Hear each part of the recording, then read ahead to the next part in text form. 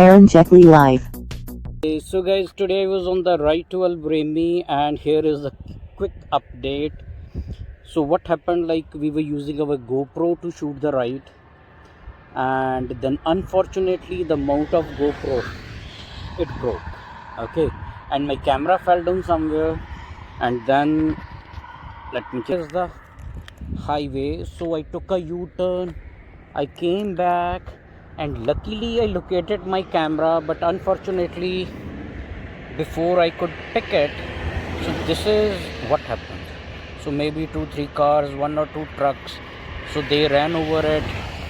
So this is the condition of my GoPro. I can see the battery is still inside, okay, but we don't know where the memory card is. So guys, I'm sorry we could not shoot the ride for you.